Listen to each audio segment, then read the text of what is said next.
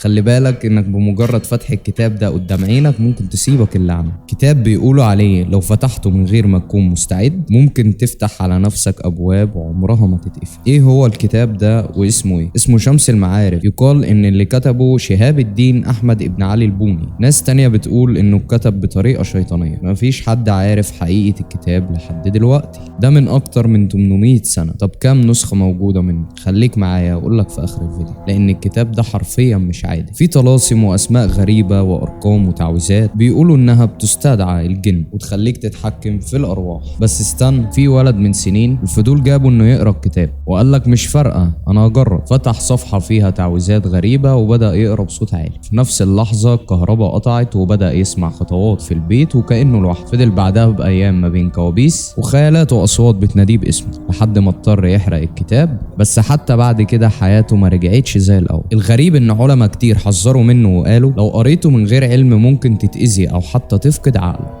وعشان تكون عارف ان النسخة الأصلية نادرة جدا، واللي بيتباع دلوقتي مليان صفحات ناقص ومحذوف منه أجزاء خطيرة. الحمد لله. ناس بتقول انه بوابة للسحر الأسود، بس برضه في ناس شايفة انها خرافات من أيام زمان. ممكن نبقى نحكي عنه في فيديوهات جاية لو سبت تعليق بتم. والسؤال هنا بقى، هل تقدر تمسكه وتفتحه ولا هتفضل تبص عليه من بعيد؟ شمس المعارف كتاب مش لأي حد، ولحد دلوقتي اللي موجود منه نسخة واحدة في العالم وبقية النسخ محرفة وملهاش أي دليل علمي او دين. ما تنساش اللايك والشير وتعمل متابعة وقول لنا حابب نتكلم عن ايه الفيديو الجاي. بس كده، سلام.